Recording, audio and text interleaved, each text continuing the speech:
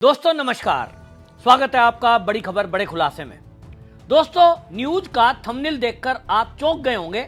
इसको हकीकत में बदलने का काम देश की विपक्षी पार्टियां और उनकी पूरी टूलकिट पूरी ताकत से इस काम में लगी है कि कैसे पाकिस्तान के आतंकवादियों को क्लीन चिट दे दी जाए और किस तरह से इस आतंकवादी घटना का दोषी मोदी को बता दिया जाए। जी हां, आपने सही सुना, देश की बड़ी विपक्षी पार्टी कांग्रेस, उसके अध्यक्ष और उनकी पूरी टूलकिट इस काम में जुट गई है। और जैसा मैंने पहले ही कहा था, आप अगर मेरी वीडियो लगातार देखते हैं तो मैंने आपको पहले ही कहा था कि जब ये नेहा सिंह राठौर का वीडियो आया था, मैं तभी आपको कह रहा हूं तब से कि ये पूरी कोशिश की जाएगी। थोड़े दिन ये शांत थे, जब हमला हुआ आतंकवादी का 22 अप्रैल को, तब ये सारे चुप थे कि इनको पता था देश के अंदर गुस्सा है, एक भी शब्द बोला तो पूरा देश इन पर टूट पड़ेगा। और इसलिए शुरू में ये हमला बड़ा बेकार है, इस हमले में हम आपके साथ हैं, सरकार को सख्त एक्शन लेना चाहिए, इन सब नेताओं के ये बयान थे। लेकिन जैसे जैसे समय बीतता जा रहा है, जैसे सांप अपनी कांचली छोड़ करके बाहर असली रंग में आता है, ये ठीक उसी तरह विपक्षी पार्टी और इनकी पूरी टूलकिट एक एक करके बाहर आते जा रहे हैं। आपने देखा कि किस तरह से नेहा सिंह राठौर ने सवाल उठाया और उसने हिंदुस्तान टाइम्स न्यूज़पेपर को कटिंग में लगाया। आपको बता दूं, पूरा एक इकोसिस्टम है। जब भी कभी कोई भी देश पर आपत्ति विपत्ति आती है, या यूं कहें देश को इनको घेरना होता है, एक क्रोनोलॉजी तय की जाती है, एक टूलकिट तैयार है कि पहले कुछ अखबार या कुछ न्यूज चैनल ऐसे हैं जो इनके हिसाब से न्यूज चलाएंगे, फिर ये उस न्यूज चैनल या अखबार की कटिंग को लेकर पूरे मीडिया में हल्ला बोलेंगे, देखो जी फला अखबार में छपा है। और संसद के हर सत्र के पहले हमने ये ड्रामा देखा है, कोई खबर विदेशी अखबार में भी छपेगी, उसको लेकर के ये सरकार को घेरते हैं। ये पूरी नौटंकी 2014 के बाद से चल रही है, जब से मोदी सरकार केंद्र में आई है। अब ये आतंकवादी घटना है, सीरियस मैटर है, दोनों देश की सेनाएं आमने सामने हैं, लेकिन इनको तो अपना एजेंडा चलाना है, इनको तो सिद्ध करना है कि हिंदू ही आतंकवादी है। तो टिकैत, राकेश टिकैत, वो कहता है कि जिसको फायदा इस घटना से हुआ है वही दोषी होगा।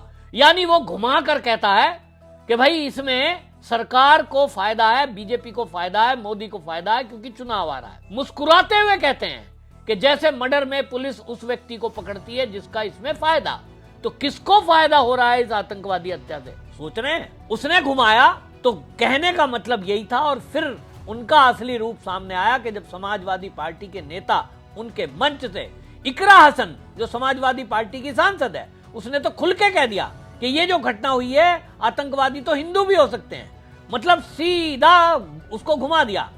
दूसरा, इसके बाद आपने देखा नेहा सिंह राठौर लगातार एक के बाद एक पोस्ट, और उन पोस्टों में आतंकवादी घटना को ऐसा बताना जैसे लोगों के दिमाग में ये फिट बैठ जाए कि कहीं ऐसा तो नहीं भारत ने ही हमला करा दिया हो, कहीं ऐसा तो नहीं कि इसके पीछे मोदी ही हो क्योंकि चुनाव आ रहा है बिहार का, जबकि बिहार के चुनाव में अभी लंबा समय है।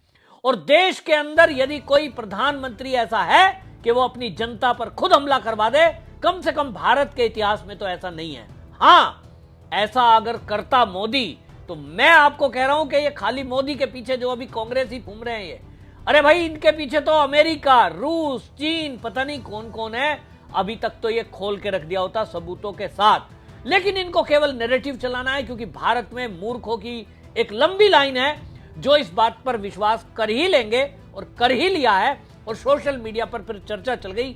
मैं व्यक्तिगत रूप से बता रहा हूं, मैंने लोगों से बात की है, ये इनका सोशल मीडिया और इनकी पूरी टूलकिट देश के अंदर मीडिया के माध्यमों से ये बात फैला चुकी है कि इस हमले के पीछे मोदी है, इस हमले के पीछे भारतीय जनता पार्टी है, क्योंकि चुनाव में लाभ लेना चाहती है। ठीक इसी तरह जम्मू कश्मीर के उपराज्यपाल रहे सत्यपाल मलिक, जिनके ऊपर भ्रष्टाचार के आरोप लगे तो उनको निकाल दिया गया, और वो आए दिन इस तरह के बयान देते हैं कि वो मोदी को घेरते हैं। फिर से एक बार बयान आया है, अब की बार द वायर के करण थापर उनका इंटरव्यू लेते हैं, और करण थापर के इंटरव्यू में वो बाकायदा बोलते हैं कि मोदी तो बड़ा बेशर्म आदमी है। सोचिए, एक देश के प्रधानमंत्री के लिए किस तरह से वो सत्यपाल मलिक बोलता है, और वो बोलता है कि इनको तो जानकारी थी इस घटना की। नरेंद्र मोदी बहुत बेशर्म और डरपोक आदमी है, इसमें गुर्दा नहीं है, ये कुछ नहीं कर सकता, ये केवल मीटिंग कर सकता है और ये वार भी नहीं कर सकता।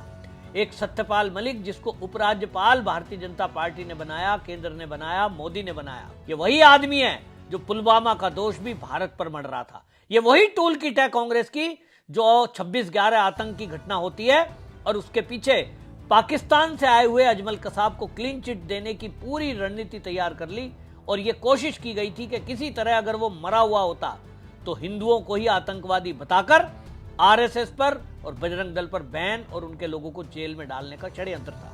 ठीक वही टूल किट अभी एक्टिव है। मल्लिकार्जुन खड़गे कांग्रेस के अध्यक्ष हैं, लेकिन वो बयान देते हैं, वो भाषण दे रहे हैं और आप सोचें किस तरह की इनकी मिलती जुलती भाषाएं हैं। मल्लिकार्जुन खड़गे क्या कहते हैं? देश की खुफिया एजेंसियों ने आतंकी हमले की आशंका जताई थी। इस सूचना के बाद प्रधानमंत्री मोदी ने अपना कश्मीरी दौरा रद्द कर दिया था। ऐसे में मेरा सवाल है कि जब खुफिया एजेंसियों ने आतंकी हमले की आशंका जताई थी तो सरकार ने इस बारे में सभी को अलर्ट क्यों नहीं किया? ये झारखंड में रांची में ये एक रैली में बोल रहे थे। अब आप सोचिए इसी तरह ठीक भाषा नेहा सिंह राठौर की है। मोदी जी 19 अप्रैल को जम्मू जाने वाले थे, लेकिन उनकी यात्रा स्थगित कर दी गई। 3 दिन बाद 22 अप्रैल को पहलगाम में आतंकी हमला हुआ और 27 पर्यटक मारे गए। मोदी जी की जम्मू यात्रा किस बहाने स्थगित की गई? क्या किसी आतंकी हमले की आशंका थी? ये नेहा सिंह राठौर का पोस्ट था और ये पोस्ट उसने घटना के अगले दिन डाल दिया था।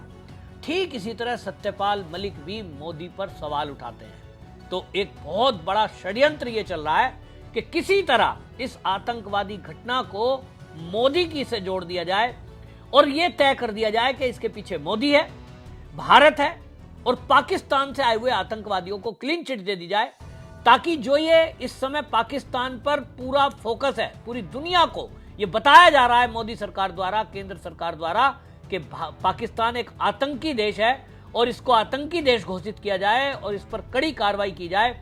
आतंकवाद पर प्रहार के लिए जब दुनिया की बड़ी बड़ी महाशक्तियां भारत के साथ आकर मिलकर खड़ी हैं और वो ये कहती हैं कि ये जो कट्टरवादी इस्लामिक आतंकवाद है इसको समूल नष्ट करने के लिए सबको एक मंच पर आना पड़ेगा। मजबूती से भारत सरकार और भारत की सेनाएं आतंकवाद के समूल नष्ट के लिए एकजुट होकर के रात दिन अभ्यास कर रही हैं। 22 अप्रैल के बाद से आज तक लगातार तीनों सेनाएं अपनी अपनी ड्रिल कर रही हैं, पूरी तैयारी कर रही हैं, लेकिन ये कांग्रेस, नेहा सिंह राठौर या सत्यपाल मलिक जैसे टूल किट ये उस पूरी हवा को डाइवर्ट करना चाहते हैं और उस मुद्दे को डाइवर्ट करना चाहते हैं और दुनिया में स्थापित करना चाहते हैं कि इस हमले के पीछे पाकिस्तान नहीं है। मोदी तो चुनाव जीतने के लिए हमला करवाना चाहता है। मोदी ने तो ये खुद हमला करवाया है। अगर मोदी को जानकारी थी इंटेलिजेंस की तो वहां लोगों को मरने से क्यों नहीं रोका? इस तरह का नैरेटिव चलाया जा रहा है। लेकिन यहां एक बात मैं कहूंगा, मोदी कमजोर है कि नहीं? जैसा सत्यपाल मलिक कहते हैं कि ये बहुत डरपोक है, इसमें गुर्दा नहीं है। मैं नहीं मानता, क्योंकि मैं जानता हूं संघ का स्वयंसेवक, और वो भी तब का जिसने बचपन में घर छोड़ दिया हो और संघर्षों में जीवन जिया हो। मैं व्यक्तिगत रूप से संघ के स्वयंसेवकों के जीवन को जानता हूं, क्योंकि खुद स्वयंसेवक हूं। मैं मोदी जी को जो जानता हूं ना कि वो दुश्मन को छोड़ते नहीं, वो चाणक्य नीति पर चलते हैं और जड़ पे वार करते हैं। लेकिन इस मामले में मैं भी गुस्से में हूं कि नरेंद्र मोदी जी, आप देश के प्रधानमंत्री हैं, आपके पास इतनी पावर है, देश के दुश्मनों को मुंहतोड़ जवाब देना हमारी सेनाएं बेहतर करेंगी, निश्चित रूप से करेंगी और हमेशा से करती आई हैं। लेकिन देश के अंदर जो ये सपोले बैठे हैं, चाहे वो सत्यपाल मलिक हो, फिर चाहे वो नेहा सिंह राठौर हो या कोई पार्टी का कोई भी कार्यकर्ता या बड़ा अधिकारी, लेकिन जब ये ऐसी भाषा बोलते हैं कि उस भाषा से आतंकवादियों को मदद मिलती हो, देश के दुश्मन को मदद मिलती हो और दुनिया में हमारे ही देश की बदनामी होती हो, तो ऐसे में आपका चुप रहना और बड़ी बड़ी एजेंसियों की कार्रवाई ना करना ये दिखाता है कि कहीं ना कहीं आप इस एक्शन करने से डरते हैं। ये देश के सपोलों को कुचलना बहुत ज्यादा जरूरी है, क्योंकि बॉर्डर के बाहर बैठा हुआ जो सांप है वो कितना ही बड़ा क्यों ना हो, उसका फन कुचलना हमारी सेनाएं जानती हैं। लेकिन देश के अंदर जो गद्दार बैठे हैं, इनके ऊपर सेना गोली नहीं चलाएगी, इनके ऊपर पुलिस भी गोली नहीं चलाएगी। इनको तो आपको देखना पड़ेगा और आपको करना चाहिए। अभी तो दोनों देशों के बीच तनाव है और युद्ध नहीं हुआ है, लेकिन सोचिए कि अगर कभी ऐसी परिस्थिति बनी कि किन्हीं दो देश, चाइना या पाकिस्तान या भारत के साथ युद्ध होता है, तो ये जो सपोले हैं, कोई अखबार में खबर छाप देगा, कोई न्यूज चैनल पर न्यूज चला देगा फर्जी, कोई यूट्यूब पर अपना कोई वीडियो डाल देगा, फिर नेहा सिंह राठौर जैसी कोई काबा गा देगी और फिर सत्यपाल मलिक जैसा कोई नेता द वायर में बैठकर करण थापर से कहेगा ये तो मोदी बहुत बेशर्म है और इसके पीछे इंटेलिजेंस को पता था, ये इंटेलिजेंस का फेलियर नहीं है, ये इन्हीं की चाल है। इस तरह का नैरेटिव चलने की कोशिश करेगा और ये हमेशा कामयाब रहेंगे और झूठ फैलाएंगे। इनका फन कुचलना बहुत जरूरी है। मैं इस बात से गुस्से में हूं और ये जो गुस्सा है ये पूरे देश का गुस्सा है। मोदी जी पहले इनका इंतजाम करिए, सेना को बाद में आदेश देना, उनको रोको तब तक, क्योंकि सेना हमारी अगर देश के दुश्मन के ऊपर चढ़ाई करेगी, आक्रमण करेगी, तो ये जो देश के अंदर सपोले बैठे हैं ये गृह युद्ध कराने में, जहर घोलने में ऐसा काम करेंगे कि इनको रोकना मुश्किल हो जाएगा। और इसलिए एक उदाहरण बने, कड़ी कार्रवाई ऐसे लोगों पर हो, ये पूरे देश की आवाज है। आप जो श्रोता हैं, जो मेरे व्यूअर हैं, वो अपनी राय जरूर रखें और मैं तो कहूंगा कि इस वीडियो को आप अपने एक्स हैंडल से टैग करिए, गृह मंत्रालय को टैग करिए, प्रधानमंत्री को टैग करिए, योगी जी को टैग करिए, क्योंकि मुझे नहीं लगता कि मोदी कोई एक्शन लेंगे, लेकिन उत्तर प्रदेश में योगी जी से आग्रह है इनके ऊपर एफआईआर दर्ज करें जो इस तरह की भाषा बोल रहे हैं और तत्काल इन पर कड़ा एक्शन हो। आप देखें कि किस तरह की भाषा इन्होंने बोली है एक देश के प्रधानमंत्री के लिए। क्या ये माफी लायक हैं? अपनी राय जरूर रखें, वीडियो को शेयर करें। वंदे मातरम।